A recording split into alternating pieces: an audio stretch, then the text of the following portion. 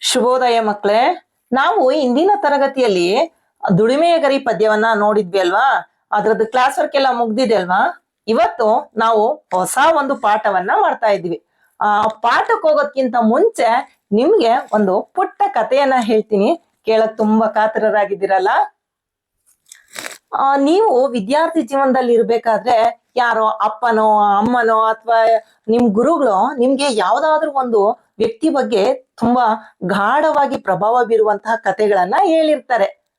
ಯಾರ ಬಗ್ಗೆ? ಕ್ರಿಕೆಟರ್ಸ್ ಬಗ್ಗೆನೋ ಅಥವಾ ಸಿನಿಮಾ ನಟರ ಬಗ್ಗೆನೋ ಇವ್ರ ಬಗ್ಗೆ ಎಲ್ಲ ಹೇಳಿದಾಗ ಅಥವಾ ಟಿವಿನಲ್ಲಿ ನೋಡಿದಾಗ ನಿಮ್ಗೊಂದು ಆಸೆ ಇರುತ್ತೆ, ಅವ್ರ ಜೊತೆ ಒಂದ್ ಫೋಟೋ ಆದ್ರೂ ತೆಗೆಸ್ಕೋಬೇಕು, ಅವ್ರನ್ನ ಮೀಟ್ ಮಾಡ್ಬೇಕು. ಸ್ಪೆಷಲಿ ಎಲ್ರಿಗೂ ಈ ಸಿನಿಮಾ ನಟರ ಜೊತೆ ಆ ಒಂದು ಆಸೆ ಇರುತ್ತೆ.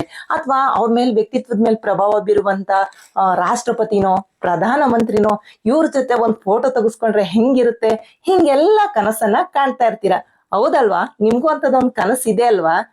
ಅದೇ ರೀತಿಯ ಒಂದು ಕನಸನ್ನ ಅರುಣ್ ಪ್ರಕಾಶ್ ಅನ್ನುವಂತ ಒಂದು ಹುಡುಗ ಕಂಡಿರ್ತಾನೆ.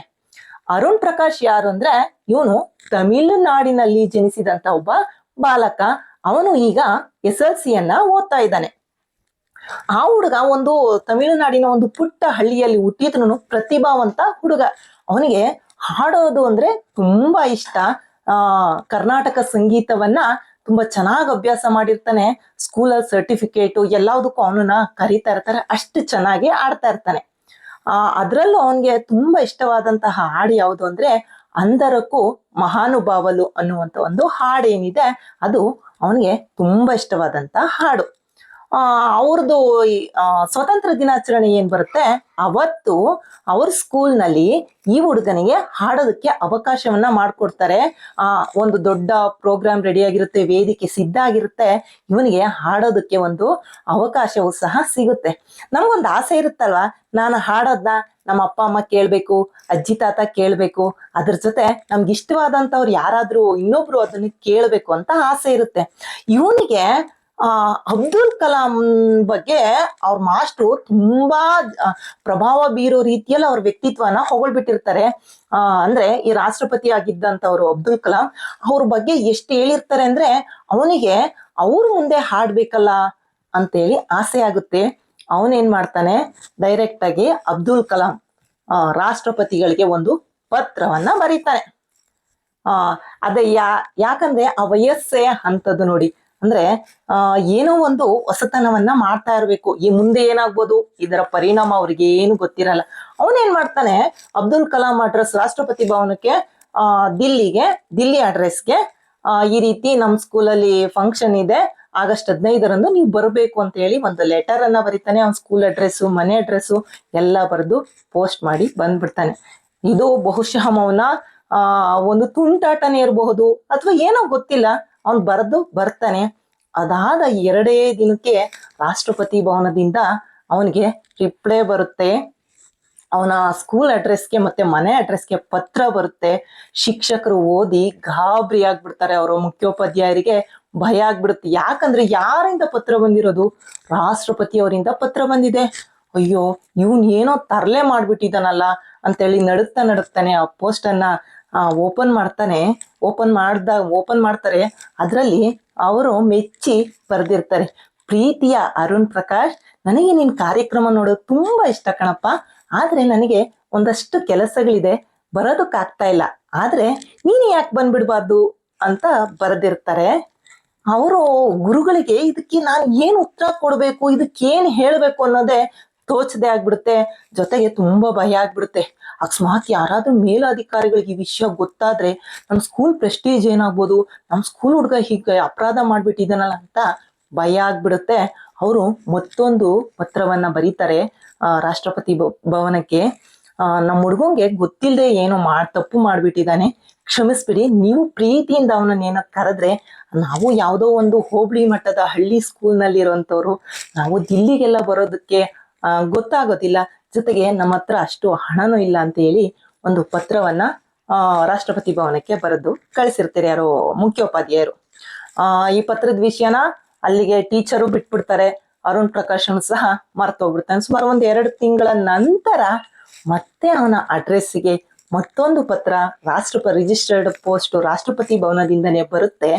ಅದರಲ್ಲಿ ಹೀಗೆ ಬರೆದಿರ್ತಾರೆ, ಪ್ರೀತಿಯ ಅರುಣ್ ಪ್ರಕಾಶ್, ನನಗೆ ನಾನು ನಿನಗೆ ಆಮಂತ್ರಣವನ್ನ ಕೊಡ್ತಾ ಇದ್ದೀನಿ.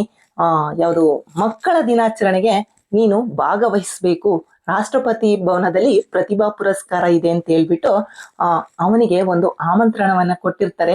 ಜೊತೆಗೆ ನೀನು ನಿನ್ನ ಅಪ್ಪ ಅಮ್ಮನಿಗೂ ಕರ್ಕೊಂಡು ಬರಬೇಕು, ನಿನ್ಗೆ ಫಸ್ಟ್ ಕ್ಲಾಸ್ ಬೋಗಿನಲ್ಲೇ ಟಿಕೆಟ್ ಬುಕ್ ಮಾಡಿದ್ದೀನಿ, ನೀನ್ ಇದರಲ್ಲಿ ರೈಲ್ವೆ ಸ್ಟೇಷನ್ ಇಳಿದ ತಕ್ಷಣ ನಿನ್ನ ನಮ್ಮ ಒಂದು ಅಧಿಕಾರಿಗಳು ಕರ್ಕೊಂಡು ಹೋಗ್ತಾರೆ ಅಂತ ಹೇಳ್ಬಿಟ್ಟು ಅದರಲ್ಲಿ ಬರೆದು ಕಳಿಸಿರ್ತಾರೆ.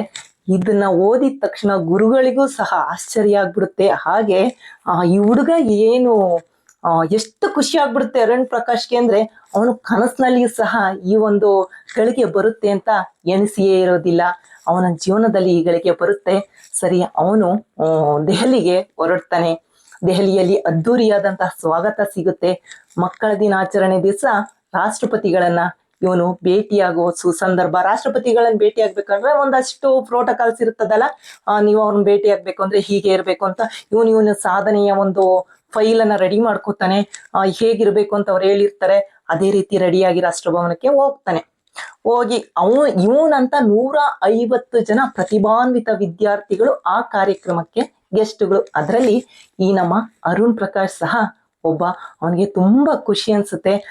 ಅದೇ ಈಗ ಇನ್ನೊಂದು 5 ನಿಮಿಷದಲ್ಲಿ ರಾಷ್ಟ್ರಪತಿಗಳು ಬರ್ತಾರೆ ಅಂತ ಹೇಳ್ತಾರೆ. ಅವ್ರು ಹೇಳಿದಂತೆ ಬರ್ತಾರೆ ರಾಷ್ಟ್ರಪತಿಗಳು. ಎಲ್ಲ ಮುದ್ದು ಮಕ್ಕಳಿಗೆ ಮಕ್ಕಳ ದಿನಾಚರಣೆ ಶುಭಾಶಯವನ್ನ ಕೋರಿ ಅವ್ರ ಫೈಲ್ಗಳನ್ನೆಲ್ಲ ನೋಡ್ತಾ ಹೋಗ್ತಾರೆ. ಆಗ ಈಗ ಅರುಣ್ ಪ್ರಕಾಶ್ ಮುಂದೆ ಬಂದು ನಿಲ್ತಾರೆ. ಅರುಣ್ ಪ್ರಕಾಶ್ನ ಕೇಳ್ತಾರೆ, ಅವನ ಪರಿಚಯವನ್ನ ಕೇಳ್ತಾರೆ. ಅವಾಗ ಅವನೊಂದು ನೋಡಿದ ತಕ್ಷಣ, ಓ ಅರುಣ್ ಪ್ರಕಾಶ್ ಅಂದರಕ್ಕೂ ಮಹಾನುಭಾವಲು, ಆಡ್ತೀಯ ಅಲ್ವಾ, ತುಂಬಾ ಚೆನ್ನಾಗಿ ಆಡ್ತೀಯ ಅನ್ಸುತ್ತೆ, ಎಲ್ಲಿ ನನ್ಗೊಂದ್ ಚರಣ ಹಾಡ್ತೀಯಾ ಅಂತ ಆ ಮಗುಗೆ ಕೇಳ್ತಾರೆ. ಅವನಿಗೆ ಎಷ್ಟು ಖುಷಿ ಆಗುತ್ತೆ ಅಂದ್ರೆ ಅವ್ರ ಮುಂದೆ ನಡುಗಿ ಹೋಗ್ಬಿಡ್ತಾನೆ. ಏನ್ ಮಾಡ್ಬೇಕೀಗ ಅಂತ. ನಾನು ಈ ವಾಯ್ಸ್ನ ಸುಬ್ಬಲಕ್ಷ್ಮಿ ಅವರ ವಾಯ್ಸ್ ನಲ್ಲಿ ಕೇಳಿದ್ದೀನಿ, ಜೇಸುದಾಸ್ ಅವ್ರ ವಾಯ್ಸ್ ನಲ್ಲಿ ಕೇಳಿದ್ದೀನಿ, ನಿನ್ ವಾಯ್ಸಲ್ಲೇ ಹೇಗಿರುತ್ತೆ, ಒಮ್ಮೆ ಕೇಳ್ಬೇಕಲ್ವಾ ಅಂತ ಹೇಳ್ತಾನೆ. ಇವ್ರಿಗೆ ಮೊದ್ಲೇ ಹೇಳಿರ್ತಾರೆ, ನೀವು 1 ನಿಮಿಷಕ್ಕಿಂತ ಜಾಸ್ತಿ ಮಾತಾಡಂಗಿಲ್ಲ ರಾಷ್ಟ್ರಪತಿಗಳ ಹತ್ರ ಅಂತ. ಆದ್ರೆ ಈಗ ರಾಷ್ಟ್ರಪತಿಗಳೇ ಅನುಮತಿ ಕೊಟ್ಟಾಗ ಎಲ್ಲರೂ ಸುಮ್ಮನಾಗ್ತಾರೆ. ಅಲ್ಲಿ ಎಲ್ಲರೂ ಸಹ ಅವನ ಹಾಡನ್ನ ಕೇಳೋದಕ್ಕೆ ಕಾತುರರಾಗಿರ್ತಾರೆ. ಅವನು ಹಾಡ್ಲಿಕ್ಕೆ ಪ್ರಾರಂಭಿಸ್ತಾನೆ. ಸುಮಾರು 8 ನಿಮಿಷಗಳ ಕಾಲ ಈ ಹಾಡನ್ನ ಹಾಡ್ತಾನೆ. ಅಂದರಕ್ಕೆ ಮಹಾನುಭಾವರು ಮಧ್ಯ ಮಧ್ಯ ಇವರು ಆಸ್ವಾದಿಸ್ತಾ ವಾಹ್ ವಾಹ್ ಶಬಾಷ್ ಶಬಾಷ್ ಅಂತ ಹೇಳ್ತಾ ಇರ್ತಾರೆ. ಅವನು ಹೇಳ್ತಾನೆ, ಇದು ಅವನ ಜೀವನದ ಮಹತ್ತರವಾದಂತಹ ಘಟನೆ. ಒಬ್ಬ ಸಾಮಾನ್ಯ ಹುಡುಗನ ಕನಸನ್ನ ನನಸು ಮಾಡಿದ್ದು ಯಾರು ಅಂದ್ರೆ ಡಾಕ್ಟರ್ APJ ಅಬ್ದುಲ್ ಕಲಾಂ. ಒಬ್ಬ ರಾಷ್ಟ್ರಪತಿಯಲ್ಲಿ ಯಾವುದೋ ಒಂದು ಮೂಲೆಯ ಶಾಲೆಯ ಒಂದು ಹುಡುಗ ಎಲ್ಲಿ ಅಲ್ವಾ. ಸೊ ಇವತ್ತು ಅವರ ವ್ಯಕ್ತಿತ್ವವನ್ನ ಪರಿಚಯಿಸುವಂತ ಕತೆ ಇದು. ಹೇಗಿತ್ತು ಮಕ್ಕಳ ಈ ಕತೆ? ಹಾಗಾದ್ರೆ ಇವತ್ತು ನಾವು ಅಂತಹ ಒಂದು ವ್ಯಕ್ತಿತ್ವದ ಬಗ್ಗೆ ಇವತ್ತಿನ ತರಗತಿಯಲ್ಲಿ ತಿಳ್ಕೊಳ್ಳೋಣ. ಇವತ್ತು ನಮ್ಗೆ ಅಂತಹದೇ ಒಂದು ಪಾಠವನ್ನ ಕೊಟ್ಟಿದ್ದಾರೆ. ಅದೇ ವ್ಯಕ್ತಿಯ ಬಗ್ಗೆ ಒಂದು ಪಾಠವನ್ನು ಕೊಟ್ಟಿದ್ದಾರೆ. ಯಾರದು ಅಂದ್ರೆ ಡಾಕ್ಟರ್ APJ ಅಬ್ದುಲ್ ಕಲಾಂ. ಇವತ್ತು ಕನಸುಗಾರ ಕಲಾಂ ಅನ್ನೋ ಒಂದು ಪಾಠದ ಬಗ್ಗೆ ತಿಳ್ಕೊಳ್ಳೋಣ. ಕನಸುಗಾರ ಕಲಾಂ.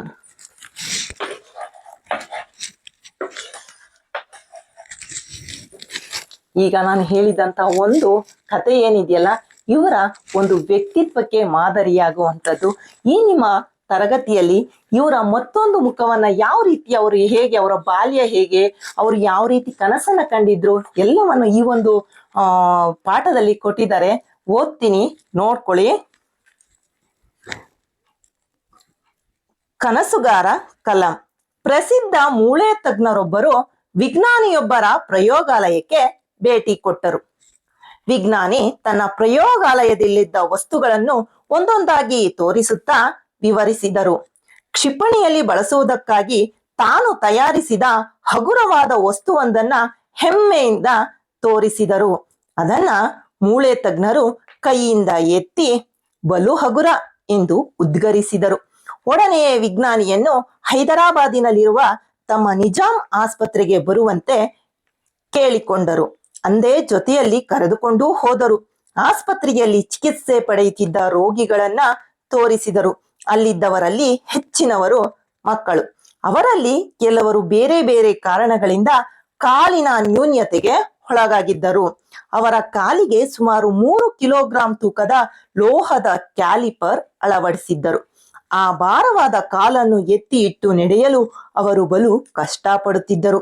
ಇವರ ಕಷ್ಟವನ್ನ ನಿವಾರಿಸಲು ನಿಮ್ಮಿಂದ ಸಾಧ್ಯವಿಲ್ಲವೇ ಎಂದು ವೈದ್ಯರು ವಿಜ್ಞಾನಿಯನ್ನ ಪ್ರಶ್ನಿಸಿದರು. ರೋಗಿಗಳ ವೇದನೆ, ವೈದ್ಯನ ಕಳಕಳಿ ವಿಜ್ಞಾನಿಯ ಮನ ಕಲಕಿತು. ಜನರ ನೆರವಿಗೆ ಬಾರದ ವಿಜ್ಞಾನ ತಂತ್ರಜ್ಞಾನಕ್ಕೆ ಏನು ಅರ್ಥವಿದೆ ಎನ್ನಿಸಿತು. ಆ ಕ್ಷಣದಿಂದಲೇ ಅದರ ಬಗ್ಗೆ ಚಿಂತಿಸುತ್ತಾ ಹಿಂದಿರುಗಿದರು. ಸತತ 3 ವಾರಗಳ ಕಾಲ ಇದಕ್ಕಾಗಿ ಶ್ರಮಿಸಿದರು. ಹೊಸ ಕ್ಯಾಲಿಪರ್ ತಯಾರಿಸಿದರು. ಇದು ಕೇವಲ 300 ಗ್ರಾಂ ತೂಕವಿತ್ತು. ತಯಾರಾದ ತಕ್ಷಣ ಲಘು ಬಗೆಯಿಂದ ನಿಜಾಂ ಆಸ್ಪತ್ರೆಗೆ ಒಯ್ದರು. ವೈದ್ಯರು ಅದನ್ನ ಪರೀಕ್ಷಿಸಿ ಒಬ್ಬ ಹುಡುಗನಿಗೆ ಅಳವಡಿಸಿದರು. ಅವನು ಹೆಜ್ಜೆ ಇಟ್ಟು ನಡೆದನು. ಅವನ ಕಣ್ಣುಗಳಲ್ಲಿನ ಆನಂದ ಕಂಡು ವೈದ್ಯರ ಹೃದಯ ತುಂಬಿ ಬಂತು. ವಿಜ್ಞಾನಿಯ ಆನಂದಕ್ಕೆ ಪಾರವೇ ಇರಲಿಲ್ಲ. ಇಂತಹ ಮಾನವೀಯತೆ ಮೆರೆದ ವಿಜ್ಞಾನಿ ಯಾರು ಗೊತ್ತೇ? ಅವರೇ ನಮ್ಮ ಹೆಮ್ಮೆಯ ರಾಷ್ಟ್ರಪತಿಯಾಗಿದ್ದ APJ ಅಬ್ದುಲ್ ಕಲಾಂ. ಅಬ್ದುಲ್ ಕಲಾಂ ತಮಿಳುನಾಡಿನ ರಾಮೇಶ್ವರಂ ಎಂಬ ಹಳ್ಳಿಯಲ್ಲಿ ಜನಿಸಿದ ಕನಸುಗಾರ. ಬಾಲಕರಿದ್ದಾಗ ಕಡಲ ತೀರದಲ್ಲಿ ಕುಳಿತು ಪರಿಸರವನ್ನ ವೀಕ್ಷಿಸುತ್ತಿದ್ದರು. ದಡದಲ್ಲಿದ್ದ ಹಕ್ಕಿಗಳು ನೆಲದಿಂದ ಮೇಲಕ್ಕೆ ಹಾರುತ್ತಿದ್ದವು. ಪಟಪಟನೆ ರೆಕ್ಕೆ ಬಡಿದು ಒಂದು ಕ್ಷಣ ಹಾಗೆಯೇ ತೇಲುತ್ತಿದ್ದವು, ಮತ್ತೆ ಹಾರುತ್ತಿದ್ದವು. ಇದನ್ನು ಕಂಡು ಮುಂದೊಂದು ದಿನ ನಾನೂ ಆಕಾಶದಲ್ಲಿ ಇವುಗಳಂತೆಯೇ ಹಾರಾಡುತ್ತೇನೆ ಎಂದು ಕನಸು ಕಾಣುತ್ತಿದ್ದರು. ಇಷ್ಟಕ್ಕೆ ಗುರುತಾಕೊಂಡಿರಿ. ಉಳಿದು ನೆಕ್ಸ್ಟ್ ಕ್ಲಾಸಲ್ಲಿ ಮಾಡೋಣ.